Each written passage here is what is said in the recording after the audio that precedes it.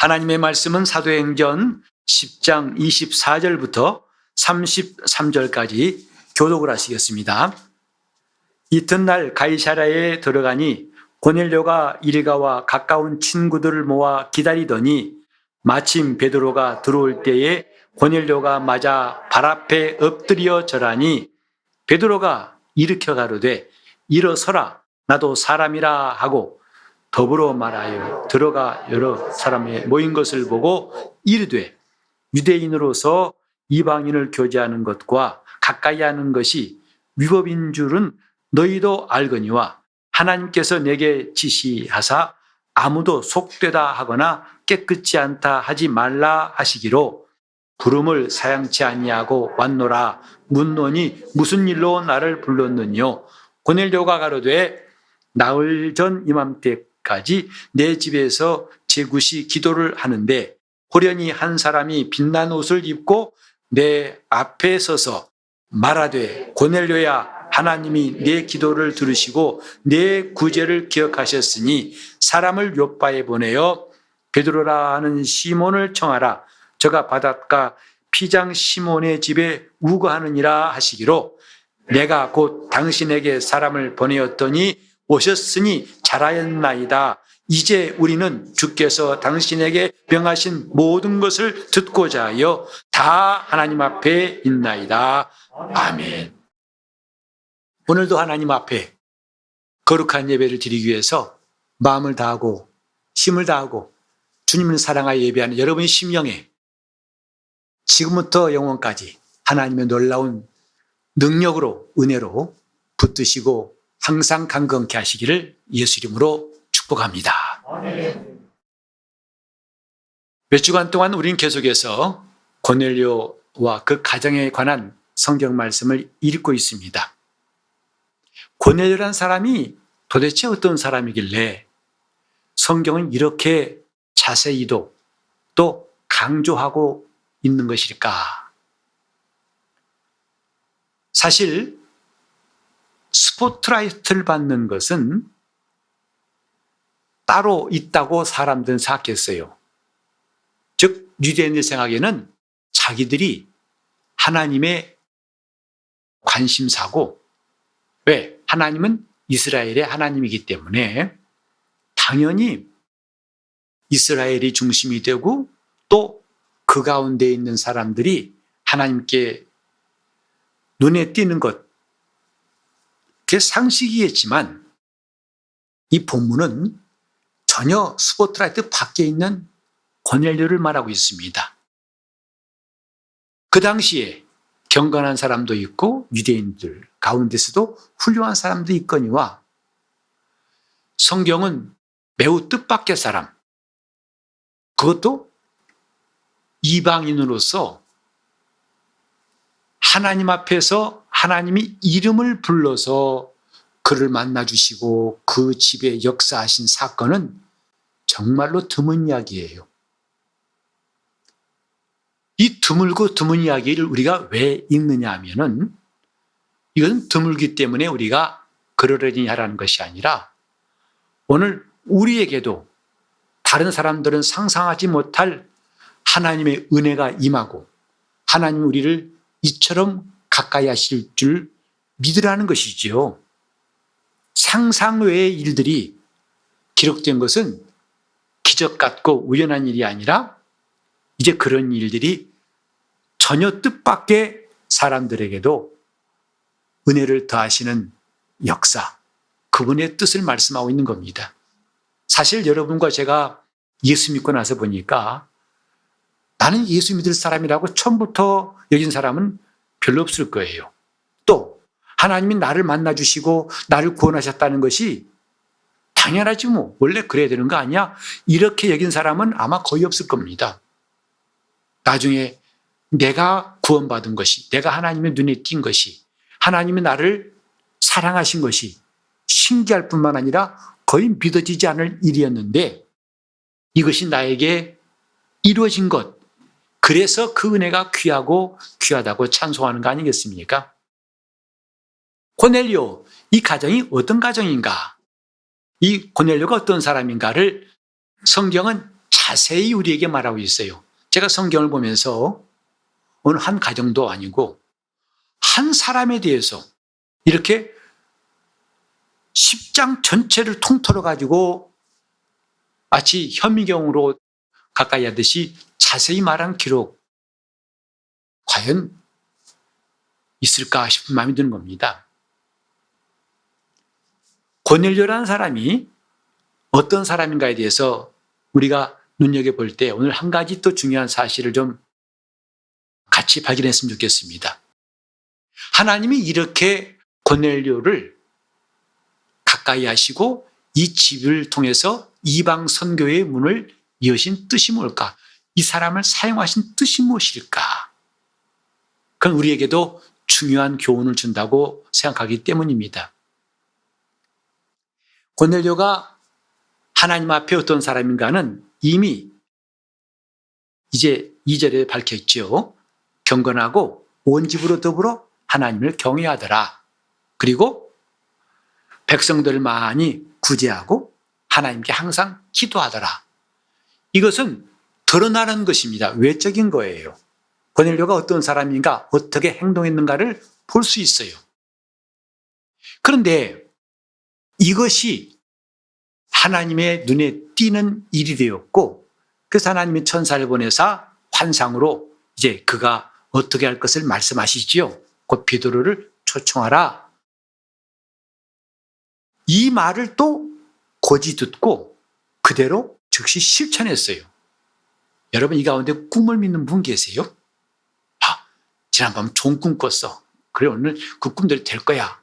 라고 해서 어떤 사람 복권도 사고 괜히 하루를 기대로 살 수 있지만 어떤 날은 보면 거의 그 꿈 관계없이 그냥 휙 지나갈 때 있었죠. 에이 꿈 아무것도 아니야. 라고 생각할 때 있습니다.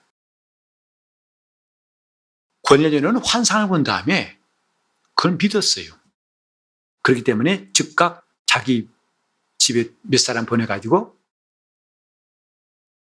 하루를 지나야만 갈 수 있는 그 먼 거리인 요바에다 사람 보내어서 베드로를 초청한 겁니다. 그리고 마침내 이제 베드로가 왔어요. 왔을 때의 내용을 함께 읽으셨는데 이튿날 가이사랴에 이제 베드로 일행이 들어왔고 보니까 고넬료가 자기 일가와 친척들을, 친구들을 다 모아놓고 기다리더라. 우리가 2절에서 본 고넬료의 행동, 경건하고 하나님을 경외하고 많이 기도하고 백성들을 구제하고 선행이죠. 좀 착한 사람이죠. 이거 하나로 끝난 게 아니라 즉각 사람을 보내어서 베드로를 초청한 행동도 그렇고 또 그가 오니까 어떻게 했는가 하니 자기 혼자만 있는 게 아니고 가족만 있는 게 아니고 아예 일가와 친구들까지 다 모아놨더라 이 말이죠. 이게 무슨 말이냐면 그만큼 확신이 있지 않고는 할 수 없는 일 아니겠어요? 즉 하나님이 자기에게 이렇게 말씀하셨다는 걸 그가 확신했기 때문에 친구들에게도 설득하고 일가에게도 말해가지고 함께 왔던 거 아니겠습니까? 우리가 예수 믿고 난 다음에 이런 확신이 있다면 우리는 나 혼자 구원받는 것이 아니라 가족들에게도 전도를 하고 전해서 그들도 함께 구원받자고 권할 것입니다. 더 나아가서 친구들까지도 또 일가 친척까지도 그렇게 하려고 할 것입니다. 지금 고넬료가 그 사람이에요. 한 사람 구원받는 것, 예컨대 바디메오라든지 삭개오라든지 또 나사로라든지 이렇게 성경은 한 사람 한 사람이 주님의 구원을 받고 능력을 체험한 것이 있습니다만은 가족 전체가 구원받는 사실은 그리 많지 않은데 고넬료는 더 희귀한 가족뿐만 아니라 친척과 친구까지도다 모아서 베드로를 기다렸다는 것, 이것도 범상치 않습니다. 그런데 이게 끝이 아니죠. 이어지는 게 뭡니까? 베드로가 들어오니까 보고 엎드려 절하더라 그랬어요. 사실 이 행동은 그 당시 상황으로는 이해가 안 되는 장면이에요. 왠지 아십니까? 그때 고넬료는 로마 백부장, 휘하의 100명의 군인을 거느리는 지휘관이죠. 그리고 베드로를 포함한 유대인들은 피지배 정복당한 백성들이에요. 다시 말해서 누가 갑이고 을인지는 분명히 알 수 있어요. 근데 오히려 유대인인 베드로가 오니까 그 앞에 엎드려 절하더라. 마치 황제 앞에 그가 엎드리고 절하는 것처럼. 당시의 로마에는요, 황제 숭배 사상이 있었어요. 곧 황제를 신이라 생각했습니다. 그래서 그에게 경배하는 것, 엎드려 절하는 것은 반드시 해야 할 일이고 그만큼 높은 자라는 것을 인정한 것인데, 그 황제의 신하였던 이 사람이 베드로를 보더니 엎드려 절하더라. 황제에게 절하듯이 그가 한 행동은 대단히 당황스러운 것이어서 베드로가 잡아 일으켰죠. 내가 사람이다. 그렇게 하지 말라. 이게 끝이 아닙니다. 나를 불러서 하나님 말씀에 순종해 왔다. 왜 불렀느냐 물어보니까 이렇게 하나님이 말씀하셔서 사람 보내었더니 오셨군요. 잘 오셨습니다. 이제 우리는 주께서 당신에게 명하신 모든 것들을 듣고자 하여 하나님 앞에 있나이다. 이게 절정이에요. 고넬료라는 사람이 행한 것이 점점 절정을 향해 치닫다가 마침내 그 고백 행동의 절정은 뭐냐면 우리가 다 하나님 앞에 있나이다. 이방인으로서 아마 어떤 유대인들도 그 당시에 이렇게 고백하기 어려웠을 터인데 우리가 다 하나님 앞에 있나이다 하고 말했어요. 자기 앞에 베드로가 있지만 이렇게 말한 것이다고요. 이게 무슨 뜻입니까? 참 이렇게 말한다는 것이 거의 불가능이라고 보지 않습니까? 어떻게 사람을 앞에 두고서 우리는 하나님 앞에 있습니다. 물론 베드로가 하나님이란 말은 아니에요. 하나 그가 지금 베드로를 맞이한 자세는 하나님을 대하는 것과 똑같은 자세라는 뜻에서 우린 정말 놀랍다고 말할 수밖에 없어요. 저는 이런 베드로가 그 고넬료 집에 갔을 때에 고넬료 한 일이 조금은 이해가 가요.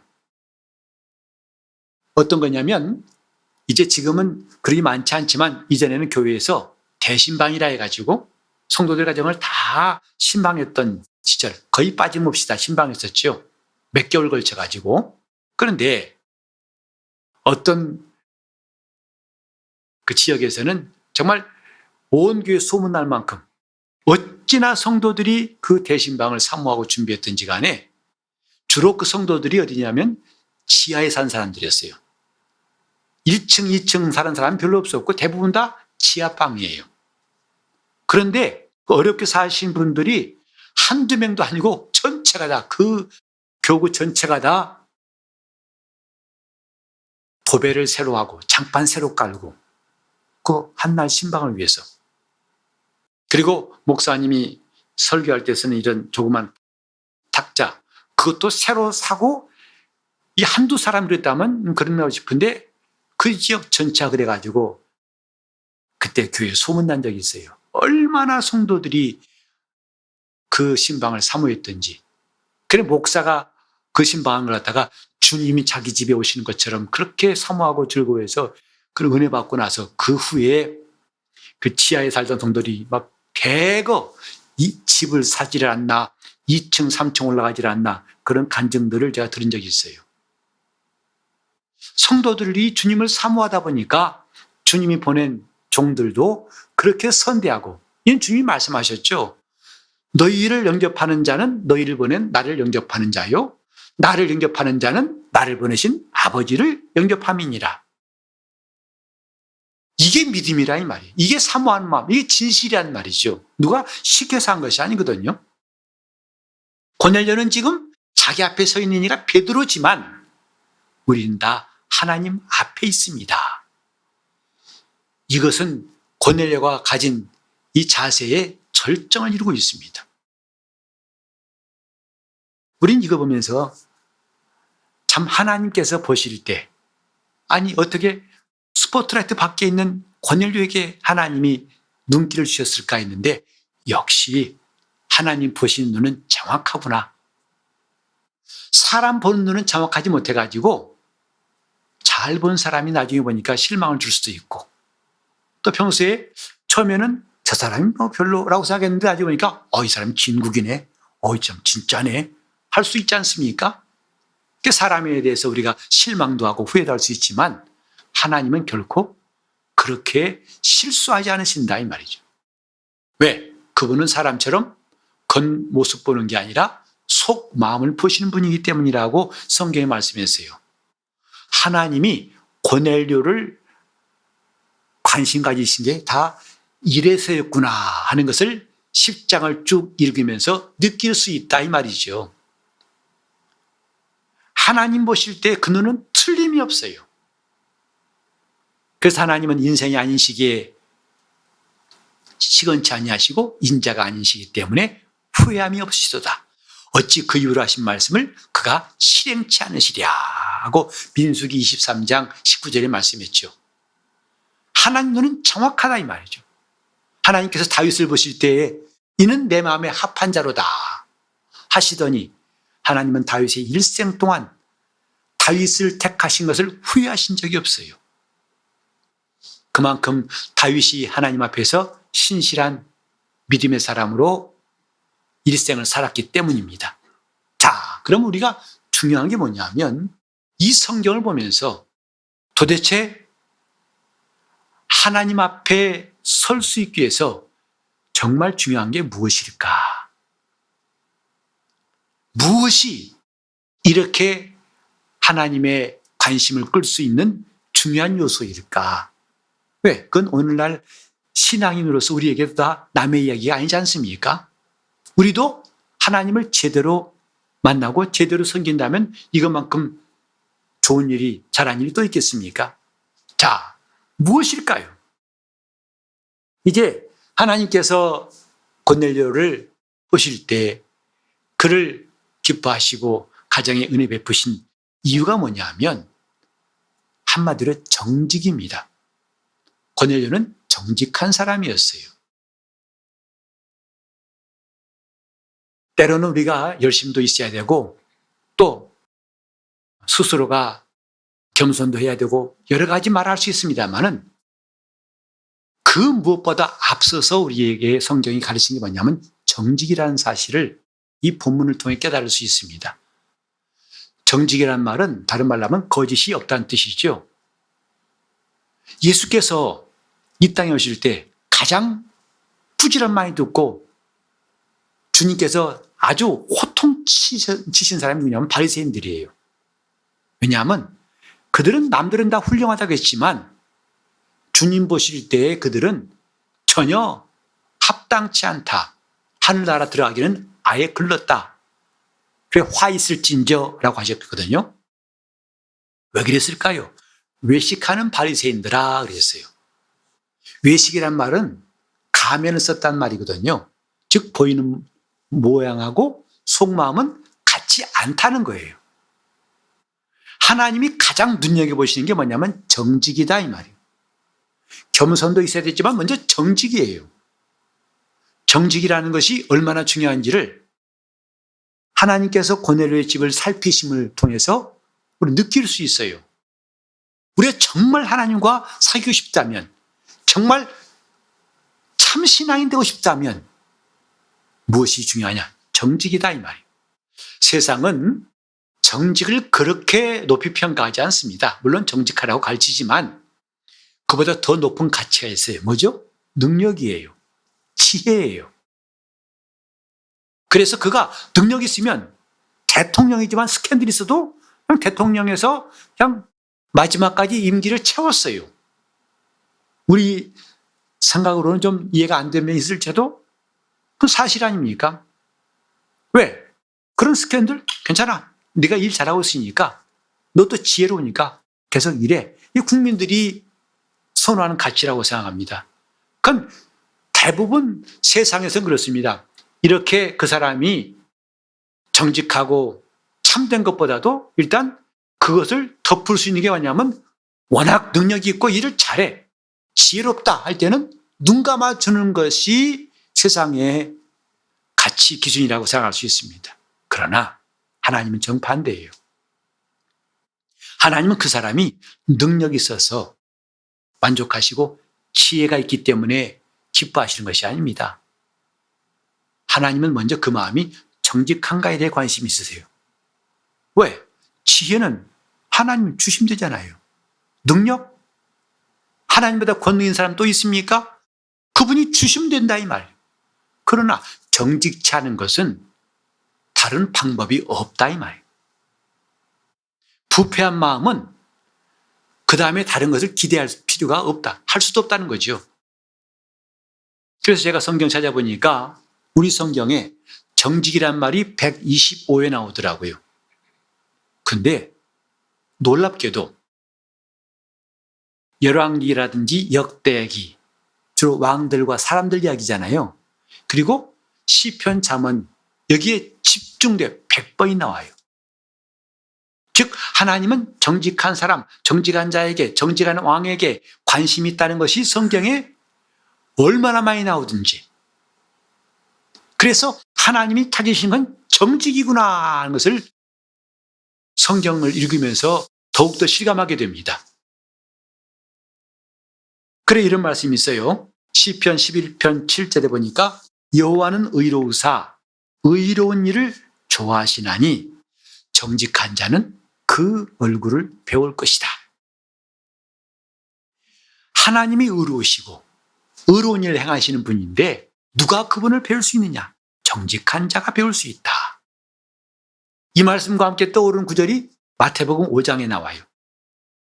3절 이하에 나오죠. 곧 10년이 가난한 자 쭉 말씀하시면서 뭐라고 그랬습니까? 마음이 청결한 자는 복이 있나니 저희가 하나님을 볼 것이며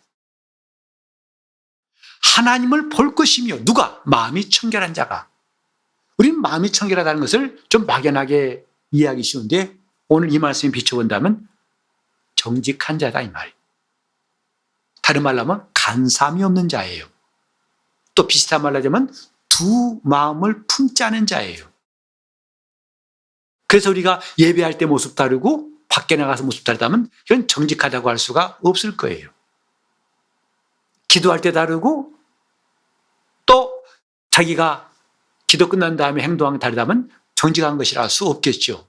고넬료는 그것이 똑같았다 이 말이죠.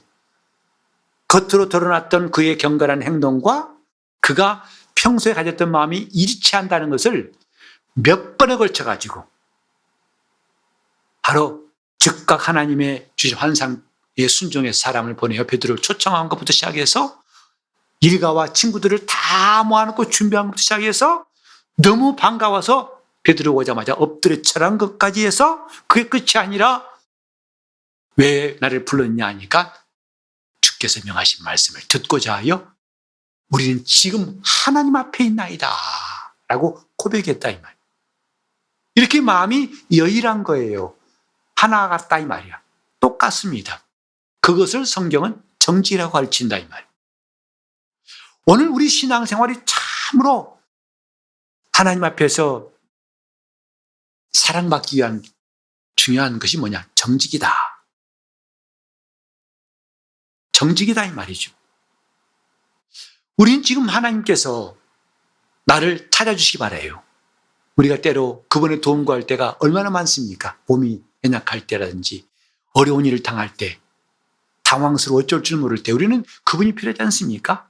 그분을 찾고 그분이 나를 찾으시기를 사모할 때가 많은데 그때 뭐냐면 무엇이 그분을 찾게 만드는가? 누가 그분을 찾으시게 만드는가? 그게 중요한데 보통 그러잖아요. 하나님은 믿음을 찾으신다. 그러죠. 믿는 자를 찾으신다. 물론 틀린 말은 아니에요. 하지만 좀 더 정확히 말하면 사실 노아가 처음부터 믿음이 있었을까요? 아브라함이 처음부터 믿음이 있었을까요? 성경에 있는 사람들이 대부분 처음부터 아니 그러면 이를테면 태어날 때부터 응아하고 날 때부터 믿음인 사람이 있다고 할 수 있을까요?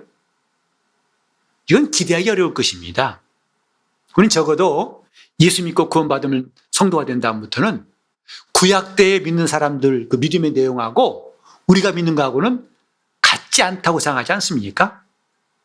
구약 때 그들은 제사하면서 하나님께 나아갔지만 그들이 제사가 온전하고 그들이 구원받은 것은 아니라고 성경 말하고 있어요. 다만 그들의 행위를 나중에 예수께서 십자가의 피를 죽으심으로 행위를 인정하셨죠. 그들이 한 일을 의롭다고 인정하신 것이지 구약 때 아브라함이 순종한 것이 구원에 이르는 믿음이라고까지 말하기는 어렵습니다. 그렇게 본다면 믿음이라는 것은 예수의 복음을 들은 다음부터 가질 수 있는 것인데 누가 처음부터 믿음 있다고 할 수 있는가? 그러니까 하나님이 믿음을 찾으신다. 말도 맞지만은 그보다 더 근본적인 게 뭐냐? 하나님은 정직한 자를 찾으신다 이 말. 그리고 믿음을 기뻐하신다. 정직한 자가 하나님이 찾으시는 자요. 그 사람이 하나님을 믿으니까 그 믿음을 기뻐하신다. 아마 이 말이 맞는 말, 정확한 말이라고 생각해요. 그러니까 우리는 믿음 이전에 먼저 필요한 게 뭐냐? 정직합니다 이 말. 복음을 들었을지라도 마음이 정직치 않으면요. 그 복음을 끝까지 믿기가 어렵겠죠. 우리는 12제자 가운데 유다를 알고 있어요. 그가 하나님 앞에서 얼마나 놀라운 기회를 얻었습니까? 12제자예요. 그런데 그 자리를 지키지 못하고 그는 제 길로 갔다고 성경에 말씀했어요. 그가 주님 곁에 있었을지라도 잠시 동안 마음이 정직치 않기 때문에 어느 순간 더 이상 있지 못하고 주님과 함께 있지 못하고 밤중에 그는 예수를 떠나버렸어요. 마음이 같지가 않다 이 말이죠. 우리는 하나님 앞에서 정말 귀한 것, 오늘 고넬료의 가정을 통해 보고 싶은 건 뭐냐면 어쩜 이렇게 하나님께 대한 마음이 변치 않아서 시종일관 같은가? 하나님이 그를 발견하시기 전까지 그가 행동했던 거나 하나님이 그를 찾으실 때부터 하신 일에 대해서 하나하나 똑같이 일관된다 이 말이죠. 하나님을 향해서 정직하다 이 말이에요. 그러니까 주의 보낸 종이 오니까 마치 하나님을 배운 것처럼 감격해가지고 우린 다 하나님 앞에 있나이다. 하나님이 당신을 보내셨고 우리는 당신을 통해서 하나님의 말씀을 듣고자 합니다 하는 고백이 나왔지 않았을까라고 생각합니다. 중요한 건 정직입니다. 오늘 우리 신앙생활이 제대로 되는지 아닌지를 기준할 수 있는 시금석이 뭐냐? 정직이다. 오늘 예배 드리는 이 순간에도 우리가 지금 하나님 앞에 있다고 하는 이 사실을 실감하고 있다면, 나는 지금 하나님 앞에 서 있는 사람이라고 말할 수 있다면 우리는 그 자세를 끝까지 유지할 때 우리 믿음은 반드시 승리할 것이고 하나님은 우리 영혼을 저 하늘집에 있게 하실 거예요. 하나님 앞에서 내가 지금 하나님 앞에서 어떤 사람인가?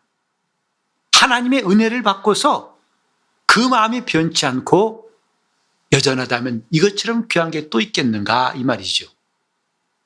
믿음을 가지는 것도 중요하지만 믿음을 지키는 게 더 중요하다고 느껴지는 게 요즘 시대입니다. 한때 믿음 얻었지만 그 믿음을 지키지 못하고 떠난 사람들이 성경에도 있고 이 시대에도 적지 않다고 생각합니다. 그게 뭐냐? 마음이 전 같지 않더라 이 말이죠. 마음이 이전 같지 않아서 이전에는 기도하더니 기도를 쉬었고 이전에는 순종하더니 순종하지 않고 이제는 감사하더니 지금은 감사하지 않고 이전에는 겸손하더니 지금은 겸손치 않고 이게 다 뿌리가 뭐냐면 정직하지 않는 마음이 비롯된 게 아니겠습니까? 가룟 유다가 주님의 제자로 출발했지만 그는 마침내 저 하늘나라에는 그 이름이 기록되지 않았다는 사실을 성경이 말씀하고 있어요. 정직한 사람. 성경에 이런 말씀이 있더라고요. 전도서 7장 29절에 보니까 곧 하나님이 사람을 정직하게 지으셨으나 사람은 많은 꾀를 낸 것이니라. 정직하게 창조했지만 사람이 꾀를 냈어요. 그래서 바벨탑을 쌓기도 하고 하나님 앞에서 온갖 자기들의 꼼수를 부리다가 그것이 오히려 하나님과 멀어지는 일이라는 것을 성경은 수없이 말하고 있지 않습니까? 정직하게 사람을 창조했으나 사람들이 꾀를 낸 것이니라. 꼭 그렇게 해야만 되나요? 안 하면 안 되나요? 이런 생각들, 꼼수를 바라는 생각들이 결국은 자기를 무너지게 만든 거죠. 이사야 26장 7절에 이런 말씀이 있습니다. 의인의 길은 정직함이요 정직하신 주께서 의인의 첩경을 평탄케 하시도다. 정직하신 하나님은 의인의 길을, 정직하게 사는 의인의 길을 첩경을 열어주신다고 말씀했습니다. 오늘 저와 여러분이 그냥 도덕 시간에 배웠던 말 정도가 아니라 이건 하나님이 찾으시는 관점이에요. 누구를 찾느냐? 정직한 자를. 마음에 정직한 자를. 그래야 그 사람은 그 믿음을 변치 않고 지킬 수 있기 때문이다 이 말이죠. 아무리 큰 은혜 받았을지라도 정직하지 않으면 나중에는 그 은혜가 머물 수가 없게 되겠죠. 네, 하나님이 그 많은 이방인 가운데서 고넬료를 택하신 이유가 바로 이런 점에서 우리에게 큰 메시지를 주는 게 아닌가. 정직한 심령. 그 다윗도 말했어요. 내게 정직한 영을 새롭게 하소서. 그의 기도였습니다. 내게 정직한 영을, 그가 죄짓고 난 다음에 범죄한 다음에 하나님께 통회하면서 주여 내게 정직한 영을 새롭게 하소서. 그것이 그의 진심이었고 하나님은 그걸 인정하셨기 때문에 끝까지 다윗이 믿음의 사람으로 살게 하신 거 아니겠습니까? 이제 마무리하겠습니다. 자, 이렇게 정직하면 된다. 정직이 필요하다고 알았는데 사실 이렇게까지 알고 보면 마음이 가볍지 않아요. 왜? 내 자신이 정직하다고 여기기가 쉽지 않습니다. 우리 가운데 나는 정직한 편이야. 난 정직해. 이런 사람이 얼마나 있을지 모르겠습니다만은 정직하기 쉽지 않습니다. 왜? 벌써 우리는 이 예배 드릴 때 모습하고 딱 문 나갔을 때 모습하고 다르지 않습니까? 사용하는 언어가 달라질 수가 있고 자세가 달라지고 그래서 이제 교회당을 떠나가지고 한동안 동안 세상 살면서는 더더욱이 오늘 예배 드릴 때 모습하고는 너무나 다른 모습들을 우리는 가지고 있지 않나요? 그럴 때에 우리 마음에 이건 알았는데 정직함이 필요하다는 걸 알았는데 내 현실을 보니까 이건 또 아니다 하면 또 마음이 무거워집니다. 이때 정직을 놓지 않는 방법이 있는데 그게 뭐냐? 회개입니다. 회개는 내가 하나님께로 돌아갈 수 있고 정직한 심령을 끝없이 지킬 수 있는 유일한 방법이에요. 만약에 회개가 없다면 우리는 이런 메시지를 들었다 할지라도 절망적일 거예요. 자포자기일 겁니다. 그럼 뭐하나 나는 정직하지 않은데 라고 끝날 수 있지만 우리는 아무리 내가 큰 짐이 있고 불가능하다고 할지라도 회개가 있기 때문에 가능한 겁니다. 회개한 사람은 정직한 심령을 얻는다고 성경은 약속하고 있습니다. 우리 모두 정직한 자가 되어서 정직하신 하나님께서 도우시는 사람 되시기를 예수 이름으로 축원합니다. 정직하면 삽니다.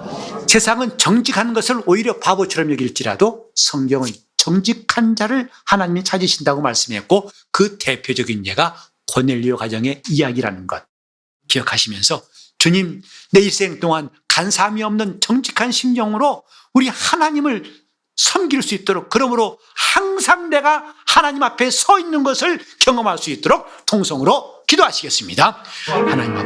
하나님 아버지 정직하신 하나님 앞에서 정직치 못한 나 자신을 발견하며 이 시간 진정으로 통해 자복하는 시간 되게 하여 주시옵소서. 하나님 아버지 이처럼 하나님은 정직하시건만 간사한 마음으로 두 마음은 품고서 또 이것저것 지금 마음과 또 예배당 나간 마음 다르며 내 말과 행동이 다른 이 악함을 어찌합니까? 주님, 이것이 결코 옳지 않은 일임을 알고 잘못했사오니 용서하여 주시옵시고 정직한 영을 새롭게 하여 주시옵소서. 하나님 말씀은 참말이라고 했는데 그 참말을 믿지 않는 완악한 마음도 정직치 않은 것 때문에 나온 줄 압니다. 하나님 아버지, 고넬료 가정을 주님께서 주목하신 놀라운 교훈을 깨닫게 도와주시옵시고 내 영혼이 정직한 자가 되어서 하나님께 발견되게 도와주시고 또 믿음이 있어서 하나님을 기쁘시게 하는 성도의 삶을 살게 도와주셔서 우리 교회 어린부터 아이부터 어른까지 온 교회가 하나님 앞에 날마다 회개하며 정직한 영을 새롭게 도와주심으로 하나님의 관심사가 되게 하여 주시옵소서. 예수 이름 받들어 기도를 드리옵나이다.